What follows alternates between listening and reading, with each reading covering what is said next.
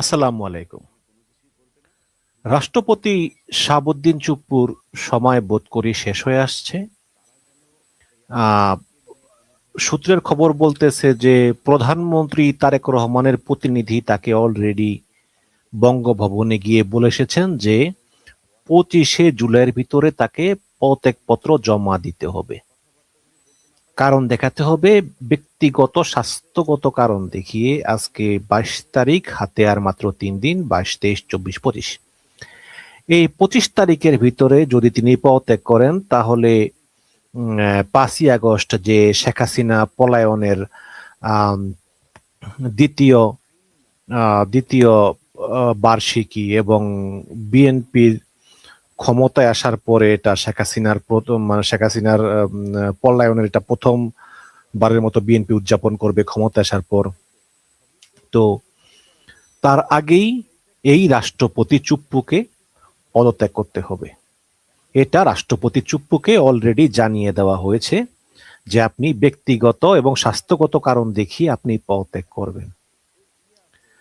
এখন রাষ্ট্রপতি চুপ্পুর তো আর কিছু না বলার জো নাই। তিনি বলেছেন যে হ্যাঁ, আমি পদত্যাগ করব, কোনো সমস্যা নেই। এখন প্রশ্ন হচ্ছে যে হঠাৎ কেন তারেক রহমান রাষ্ট্রপতিকে পদত্যাগ করার জন্য চাপ দিচ্ছেন?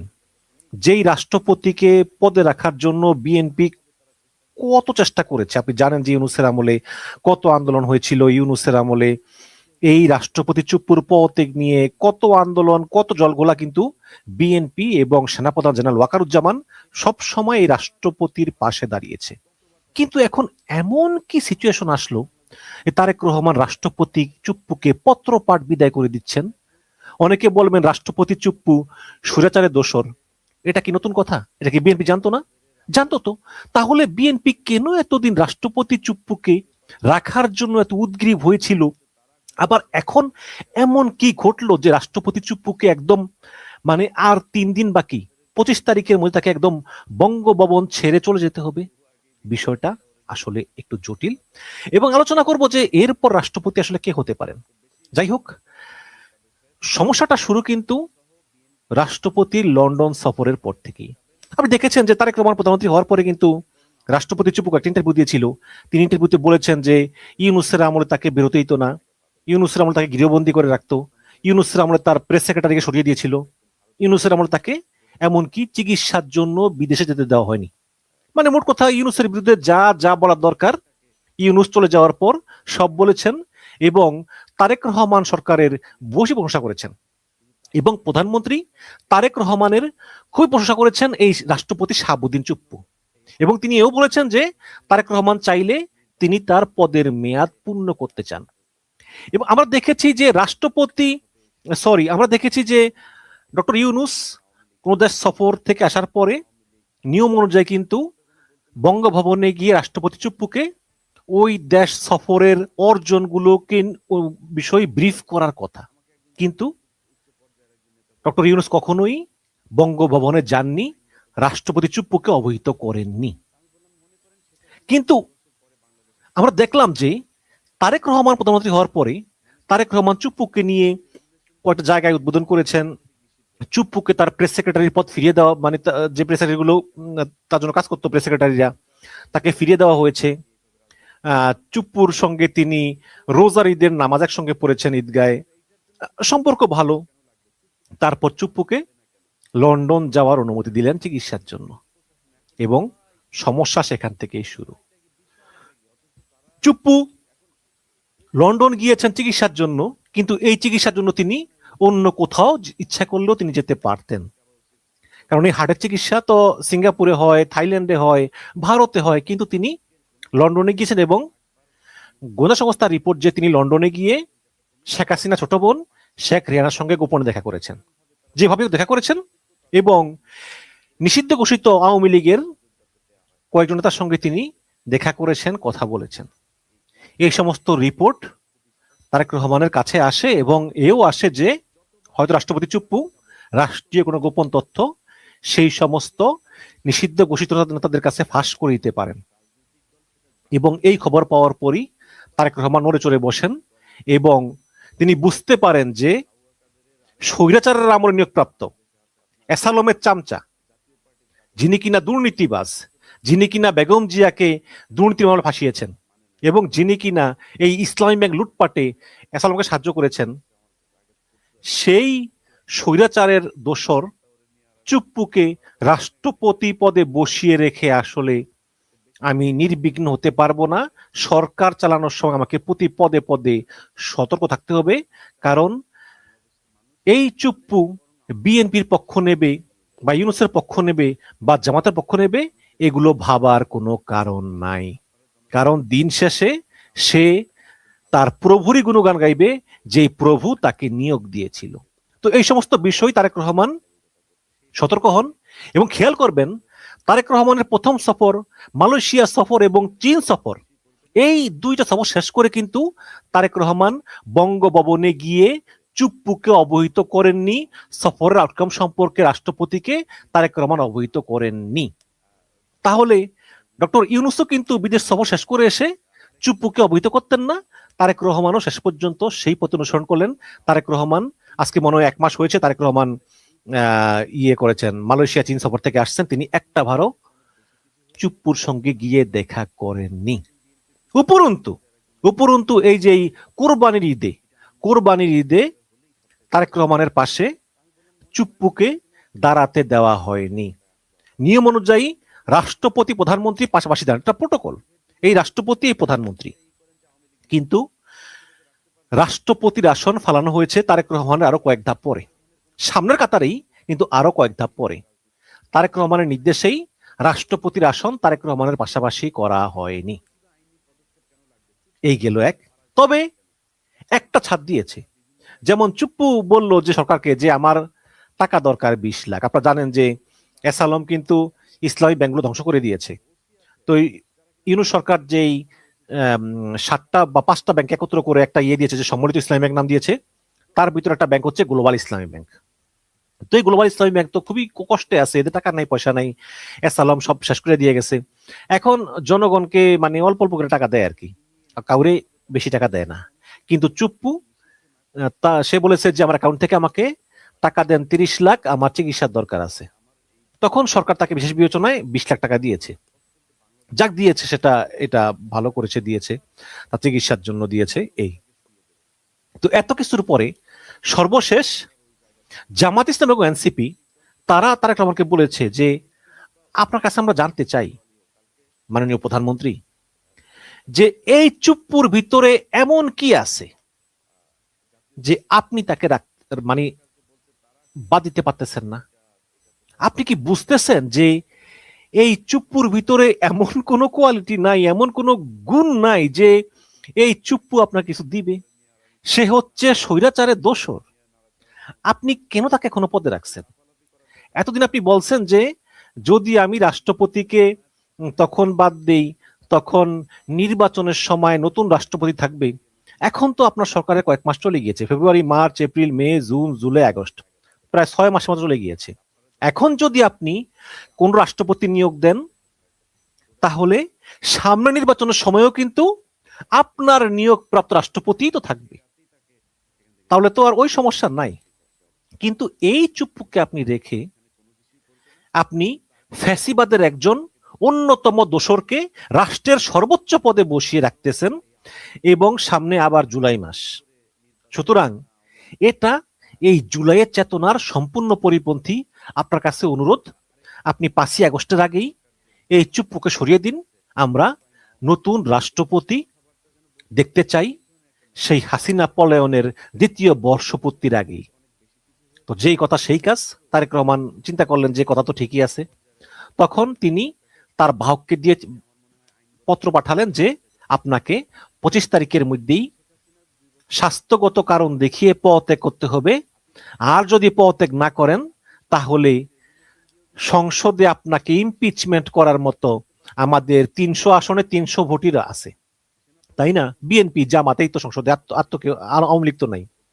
কাজে যদি বিএনপি চায় ওই জামাতের ভোটও পাবে, বিএনপির ভোটও পাবে, সবাই ভোট দিবে। কারণ চুপ্পু তো ফ্যাসিবাদের দোষর, তাকে তো পছন্দ করে না, তাই না? তো এটা চুপ্পু বুঝতে পেরেছেন, এবং বুঝতে পেরে চুপ্পু তার থেকে সিদ্ধান্ত নিয়েছেন, এবং হয়তো বা তিনি 25 তারিখ পর্যন্ত ওয়েট করতেও পারেন, অথবা আগামী পরশুদিন বা আগামীকালকে তিনি পদত্যাগ পত্র জমা দিতে পারেন এবং জমা দেওয়ার পরে সরকার নতুন রাষ্ট্রপতির নিয়োগ প্রক্রিয়া শুরু করবে। তো এভাবেই আসলে মানে বাংলাদেশ সরকার থেকে ফ্যাসিবাদের শেষ চিহ্ন মুছে যাবে এই চুপ্পুর বিদায়ের মধ্য দিয়ে। এবং এটা অবশ্যই আমাদের জন্য অত্যন্ত আনন্দের একটা সংবাদ যে যাই হোক শেষ পর্যন্ত অনেক কাঠখড় পেরিয়ে, অনেক চড়াই উতরাই পেরিয়ে আমরা ফ্যাসিবাদের শেষ চিহ্নকে রাষ্ট্রযন্ত্রের উচ্চ পদ থেকে আমরা সরাতে পারতেছি। এটাই হচ্ছে আমাদের বড় প্রাপ্তি। এখন প্রশ্ন হচ্ছে যে নতুন রাষ্ট্রপতি কে হবেন। জুলকারনাইন সায়ের তিনি বলেছেন যে মন্ত্রী পরিষদ সচিব নাসিমুল গনি হবেন পরবর্তী রাষ্ট্রপতি। কিন্তু আমার কাছে বিষয়টা না মানে ঠিক মতো মনে হয়, হয়তো তিনি কোনো মিস ইনফরমেশন পেয়েছেন। কারণ নাসিমুল গনি তিনি হচ্ছেন মন্ত্রী পরিষদ সচিব। একজন রানিং মন্ত্রী পরিষদ সচিবকে রাষ্ট্রপতি বানানো এইরকম নজিরবিহীন ঘটনা বাংলাদেশে তারা কেমন ঘটাবেন? ওইসব তো ঘটেছে। তো শেখ হাসিনা যখন চুপ্পুকে রাষ্ট্রপতি বানালেন তখন তো ওবায়দুল কাদের রেগে আগুন। ওবায়দুল কাদের মনে হচ্ছে তাকে বানানো হবে, তাই না?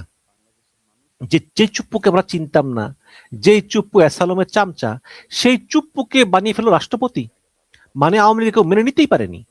কিন্তু শেখ হাসিনা তার নিজের ইচ্ছে বানিয়েছিলেন। এখন গণতান্ত্রিক দেশে মানে এই এই পার্লামেন্টারি ডেমোক্রেসি সিস্টেমে কিন্তু প্রধানমন্ত্রীর কথাই শেষ কথা।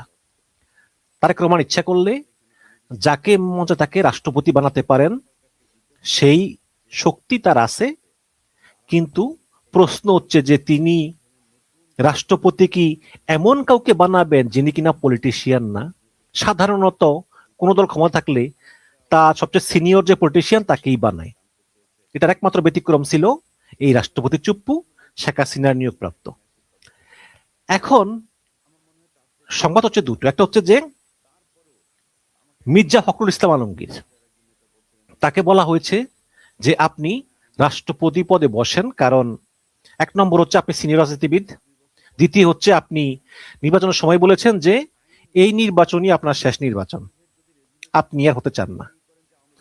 আর তিন নম্বর হচ্ছে যে রাষ্ট্রপতি পদে আপনার চেয়ে যোগ্য আর কেউ নাই। আপনার স্বাস্থ্যগত কারণ, স্বাস্থ্য ভালো না তেমন একটা, আপনি পার্লামেন্টে আসবেন, ডিবেট করবার কোনো দরকার নাই। তার চেয়ে আপনি রাষ্ট্রপতি পদে আসীন হন। আসীন হলে আমাদের জন্য এটা ভালো হয়, কারণ তারেক রহমানরা বর্তমানে আপনি বিএনপির জন্য অনেক করেছেন, সব কোনো সন্দেহ নাই, তিনি করেছেন, একাধিকবার জেল খেটেছেন, এবং মির্জা ফখরুলের মধ্যে কি নেতা খুব কম পাওয়া যাবে। এখন মির্জা ফখরুল এখনো এ ব্যাপারে পুরোপুরি আশ্বাস দেননি। তিনি বলেছেন তিনি ভেবে জানাবেন।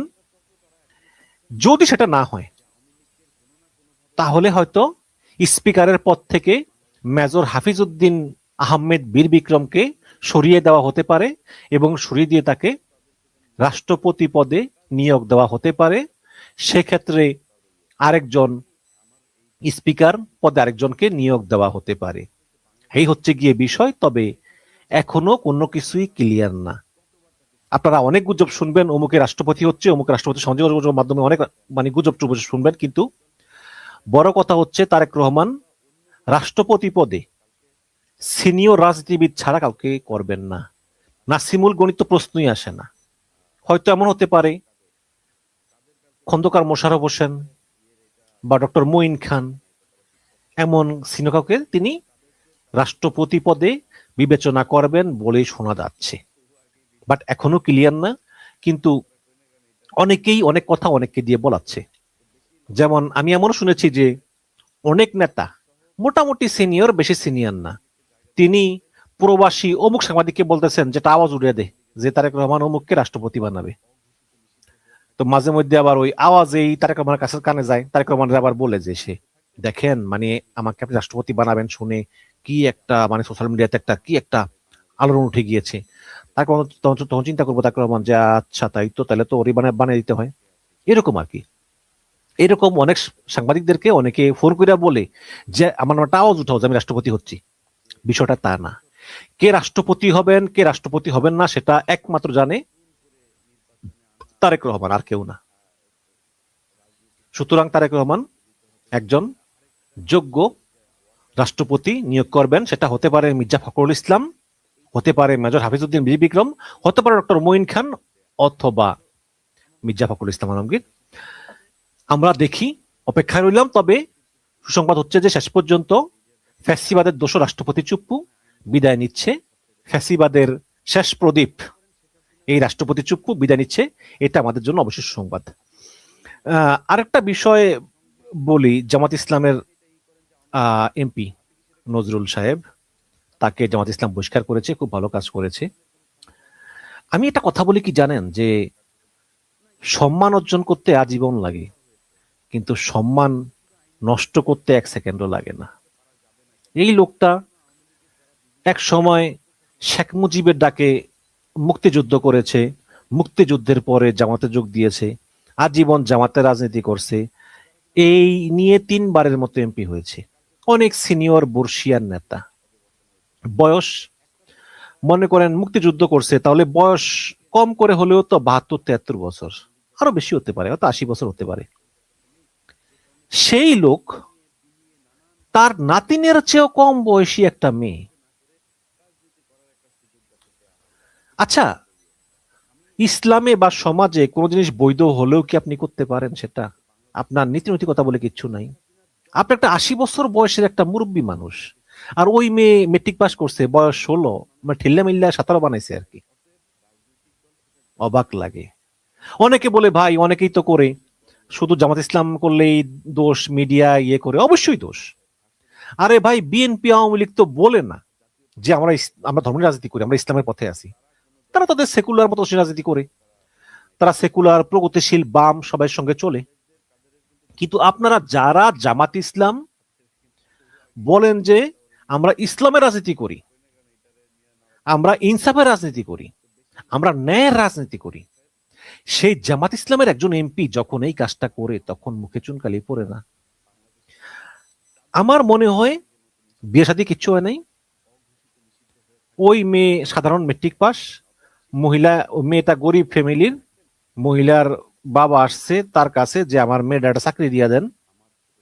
তখন সে বলছে যে আচ্ছা, যদি এই চাকরি দিতে হয় তাহলে আমার সঙ্গে থাকতে হবে এক রায়। তার এই বেকুবে এমন, ও একটা এমপি হইয়া ও একটা হোটেলে নেই। হোটেলের লোকেরা জানে না যে একজন এমপি এটা মেয়ে নিয়ে আইছে, কেন কি আইছে এক রুমের ভিতরে, মানে এমন বেকুব তো গেছে ওই মেয়েরে নিয়ে। তো ওই মেয়েরে কিন্তু সে ওই চাকরি দেওয়ার কথা বললে কিন্তু ব্ল্যাকমেল করে আনছে, সত্য কথা হচ্ছে এটা।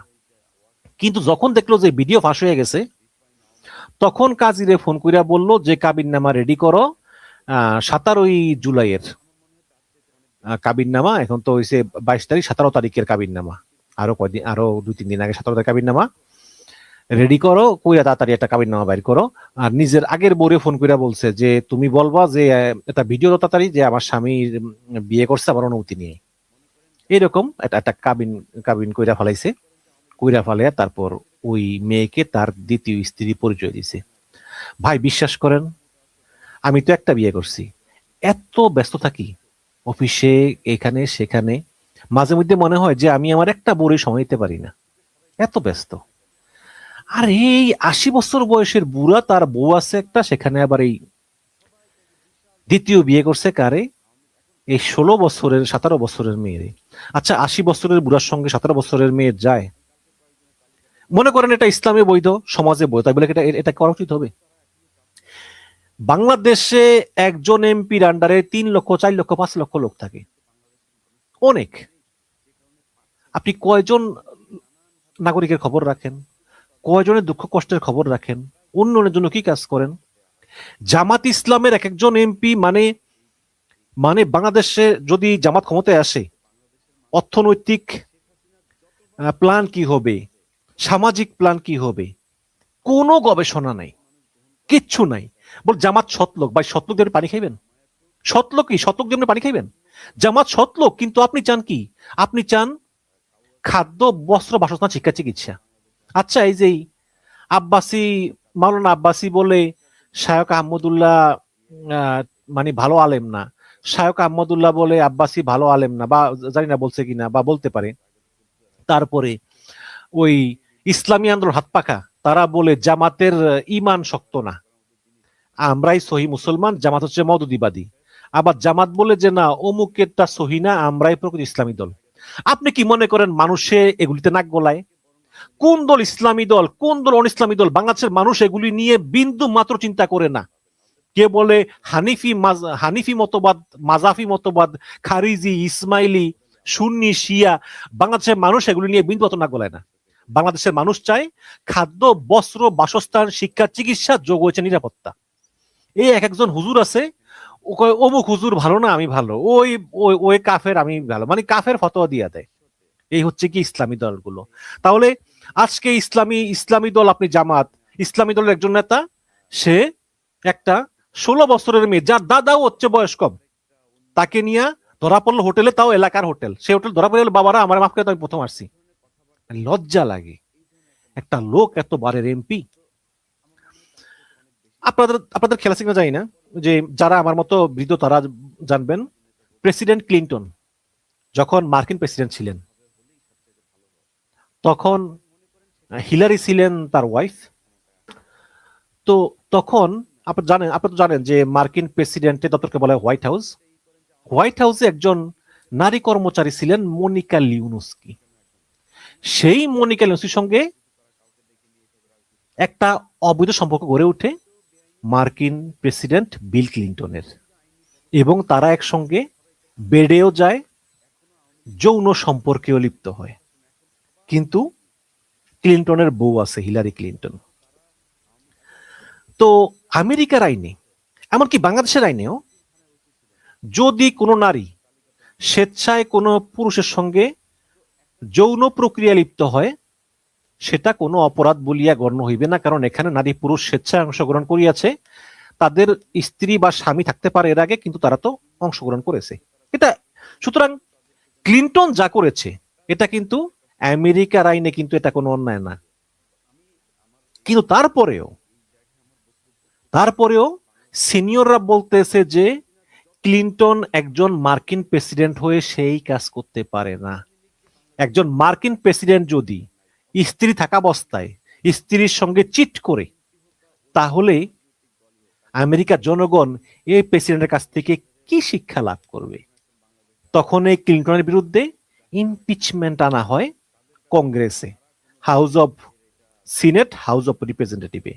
যদিও ক্লিন্টন ভাগ্য ভালো, ক্লিন্টন সেই ইমপিচমেন্টে, অথবা বাংলায় বলে অভিশংসন, সেই অভিশংসন প্রস্তাবে ক্লিন্টনের অভিশংসনের পক্ষে বেশি ভোট পড়ে নাই, ফলে সে যাত্রায় ক্লিন্টন বেঁচে যান। বাট এটা হলো একটা শিক্ষা যে কোনো জিনিস ইসলামের দৃষ্টিতে বা রাষ্ট্রের দৃষ্টিতে বৈধ হলেই সেই জিনিসটা করা যায় না। আর আপনি একজন 80 বছর বয়স্ক একজন এমপি, আপনার এখন উচিত জনগণের উন্নয়নের চিন্তায় মশগুল থাকা। আর আপনি সেই জায়গায় একটা মেয়ে চাকরি নিতে আসছে, আপনার নাতিনের চেয়েও কম বয়সী, ওই মেয়ের বাবা মনে হয় এই এমপির ছেলের চেয়েও ছোট, তাকে ভুলিয়ে ভালিয়ে ভোগ করে আপনি আবার তার বাবাকে বলেন ভিডিও বানাইতে, তার মাকে বলেন ভিডিও বানাইতে, আবার নিজের আগের ঘরে বউকে বলেন ভিডিও বানাইতে। পাবলিক কি বোকা? পাবলিক গুলো বোঝে না।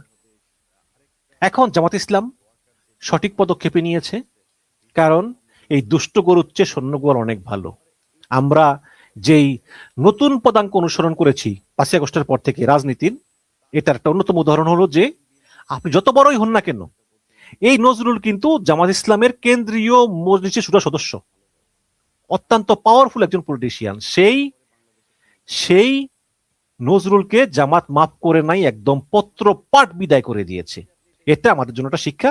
তবে বিএনপি একটু ভয় আছে। এখন বিএনপির কথা হচ্ছে যে আবার আমাদের কোন এমপি কোন মেয়ে ধরা খায়, তাহলে তো মনে করেন যে জামাত যেহেতু বসে করছে তাকে তো বসে করতেই হবে। তো বিএনপি একটু ভয় আছে। বিএনপি যদি জামাতকে বহিষ্কার না করতেও, তাহলে বিএনপি খুশি হতো। বিএনপি বলতো যে ওই দেখো জামাত তো বহিষ্কার করে না, আমরা বহিষ্কার করবো কেন? এখন বিএনপি চিন্তায় আছে যে যদি আমাদের কোনো নেতা ধরা খায় নারী নিয়ে, তাহলে তো বিশাল বড় সমস্যা। আমার মনে কি জান, আমার মনে হয় যে আপনার 80 বছর বয়স বা 90 বছর হোক, যখন ক্ষমতার টাকা একসঙ্গে আসে, তখন মনে হয় সবার মানে যৌনাকাঙ্ক্ষা বাইরে যায়, তখন নারীর সঙ্গে খুব ইচ্ছা করে। এই যে আমাদের ওবায়দুল কাদের কাকা যখন ওই যে স্ট্রোক করলো, মরে মরে অবস্থা, ওই যে থাইল্যান্ডে না সিঙ্গাপুরে নিয়ে রাখলো না, প্রায় কয়েক মাস আমরা দেখলাম দেখলাম তার ছবি, একদম চিকন হয়ে কাঠ হয়ে গেছে, এই মরেই বাঁচে, কোনো খবর নাই। তারপর তিনি মরলেন না, বাঁচলেন, বেঁচে তিনি দেশে আসলেন। আসার পরে তার হার্টের সমস্যা, তিনি বিভিন্ন নিয়ম কানুন মেনটেন করেন, চলতে হয়।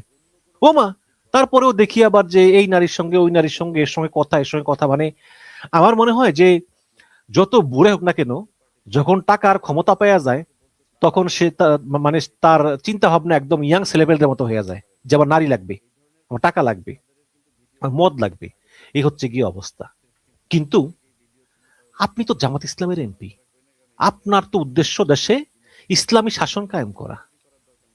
সেই আপনি যদি নাতনির বয়সে তার মেয়েটাকে যেতে আসছে, সেই মেয়েটাকে ভুলিয়ে বালিয়ে হোটেলে নিয়ে ওই তার মুখে কিস দেন, হয়তো কিছু করতে পারেন নাই, বাট কিস দিচ্ছেন, হয়তো পরবর্তীতে করতেন। এগুলো আমাদের কাম্য না, জনগণ এগুলো পছন্দ করে না। এখন ভালোই হয়েছে বাদ দিয়েছে, কারণ এর মতো এমপি আসলে থাকার চেয়ে না থাকাই ভালো। একটা ব্যাড এক্সাম্পল ক্রিয়েট হতো। তবে একটা কথা বলি, সেটা হচ্ছে যে মানে আমি বলতে চাই যে যারা আমাকে ভালোবাসেন তাদের বেশিরভাগই কিন্তু জামাত ইসলাম করেন।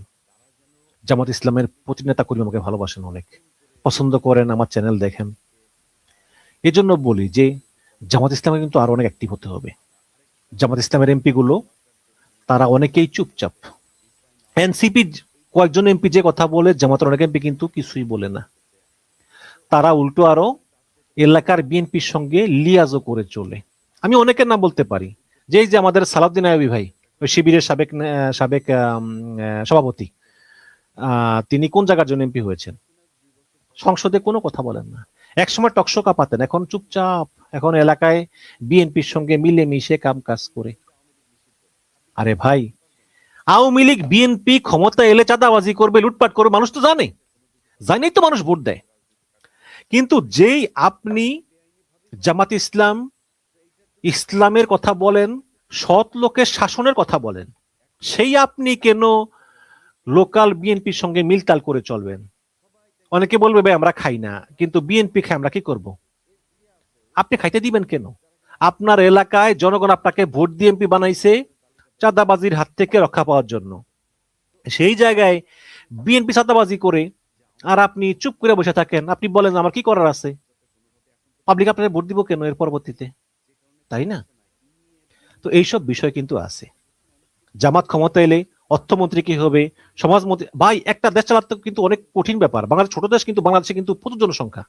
একটা দেশ চালাতে অনেক লোক লাগে, অনেক স্কলার লাগে, এবং রাজনীতির বাইরেও প্রচুর লোক লাগে। এবং জামাতের তার জন্য কতটুকু প্রস্তুতি আছে আমার জানা নাই। আমির হামজার মতো লোক দিয়ে দেশ চালানো যায় না। যে আমির হামজা এমপি হওয়ার পর এখনো ওয়াজ করে, ওয়াজ হাঁটতে পারে নাই, এবং ওয়াজ এখনো উল্টাপাল্টা কথা বলে। ওই দিন শুনলাম নাকি যে বেস্তের মানুষ, মানে সাতক্ষীরার মানুষটা কি প্রথম বেচতে যাবে না জানি, রাজশাহীর মানুষ প্রথম বেচতে যাবে। মানে সে বলতেছে যে প্রথম যাবে সাতক্ষীরার মানুষ, তারপর রাজশাহীর মানুষ, তারপরে কুষ্টিয়া মানুষ সবার শেষে বেচতে যাবে। সে তালিকা করে, মানে কে বেচতে আগে যাবে, কে পরে যাবে।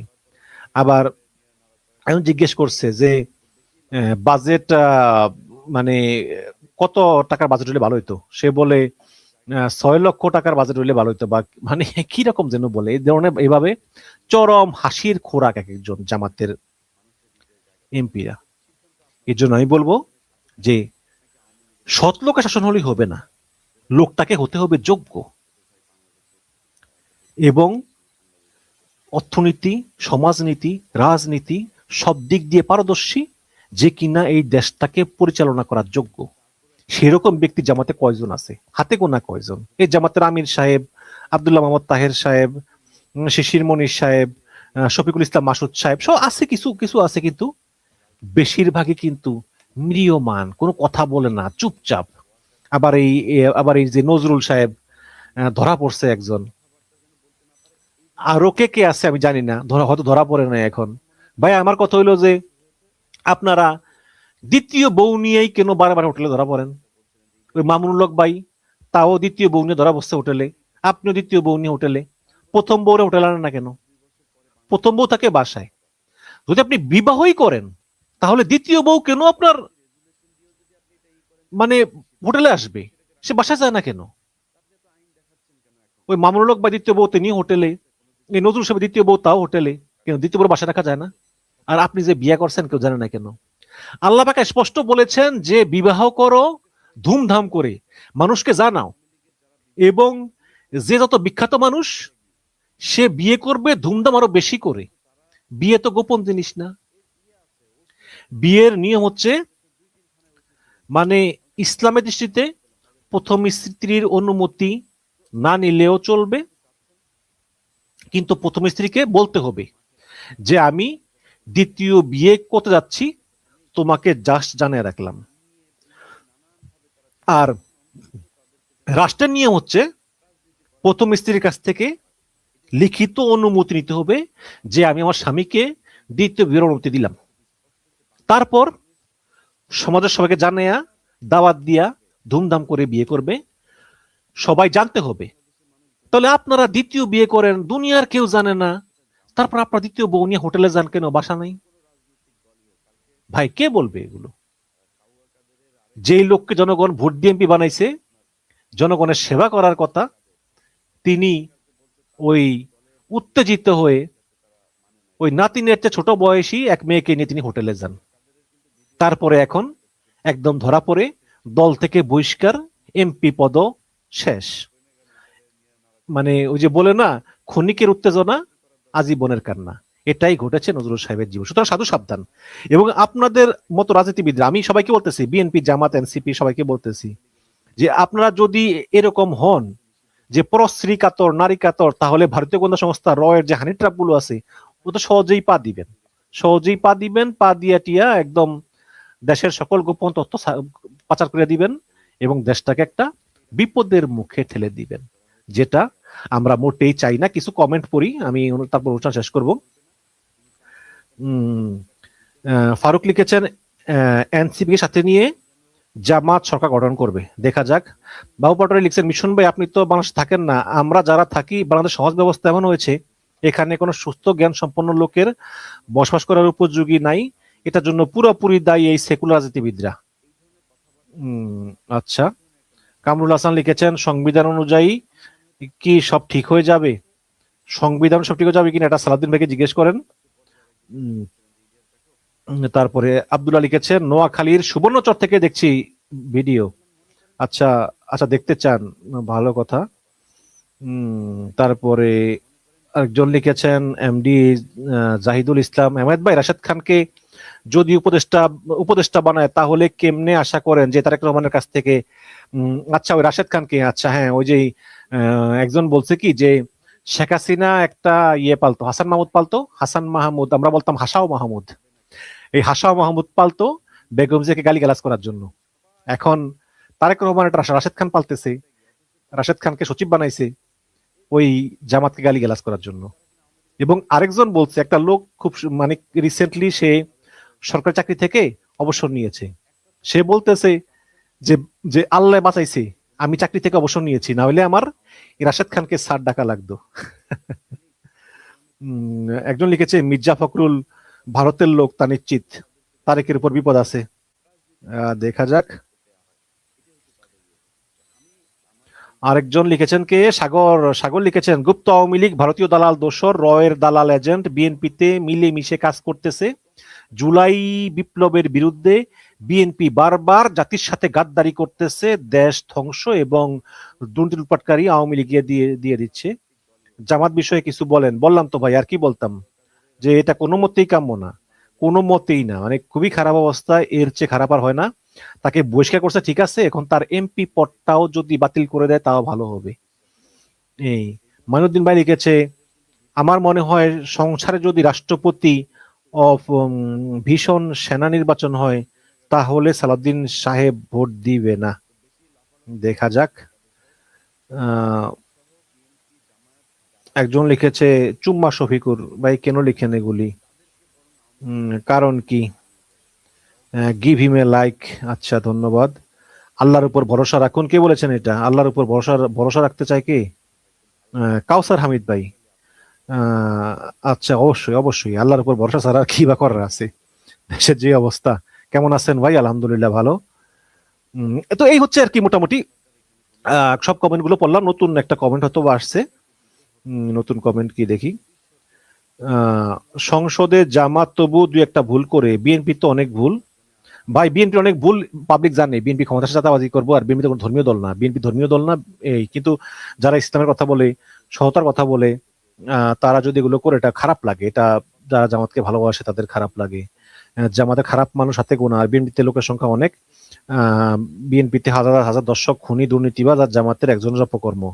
সংসদে জামাত তবুও দু একটা ভুল করে, বিএনপি তো অনেক ভুল। ঠিক আছে, আপনারা এটা বলেন, কিন্তু ভাই করবে কেন? তার মতো একজন বৃদ্ধ মানুষ, এটা তো করা উচিত না, তাই না? খুবই খারাপ হয়েছে এটা, এবং আমি মনে করি যে একটা শিক্ষা।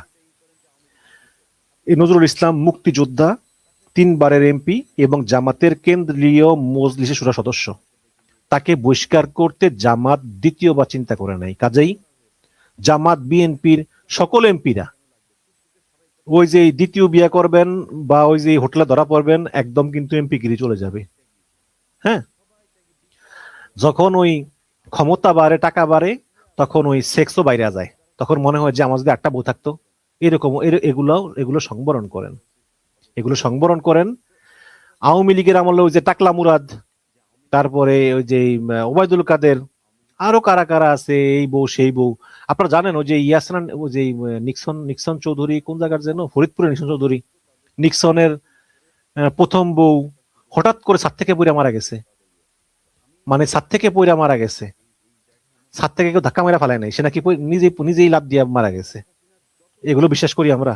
তারপর দ্বিতীয় বিয়ে করছে। এই তো কত কাহিনী, কত কিছু। আবার ওই যে আরেকটা আছে না, খুলনা না কোন জায়গার এমপি, আওয়ামী লীগের এমপি আনোয়ারুল হক আনার, ওই যে কলকাতার একটা ফ্ল্যাটে তারে মাইরা ফেলাইলো। কোন এক নায়িকারে দিয়া টোপ দেওয়া তাকে ফ্ল্যাটে নিছে কলকাতার, তারপর ডিবি হারুনের চেষ্টা করলো অনেক। আনারের টুকরা টুকরা করে কাইটা তারে টয়লেটে ফ্লাশ করে দিছে। জানেন তো আপনারা, এই যে কিছুদিন আগে, এই যে শেখ হাসিনা পলায়নের কয়েক মাস আগে। তো আওয়ামী লীগের এগুলো ছিল, আওয়ামী লীগের আমলে এগুলো করে কোনো ব্যাপারই ছিল না। এই নায়ক নায়িকা, গায়ক গায়িকা, মাহিয়া মাহি, পরিমণি, এটা সেইটা, মানে সব দিকে একাকার। এই মানে এমপিরা মন চাইলে যা চাই করে, পুলিশের বর্বরতারা যা চাই করে, এরে ধর ওরে ধর ওরে, মানে বিতিকি ছিড়ি অবস্থা। কিন্তু আমরা তো সেই সেই সময় আর নাই। আমরা তো একটি গণতান্ত্রিক ভাবে আছি, যেখানে আমরা নারীদেরকে মূল্যায়ন করব,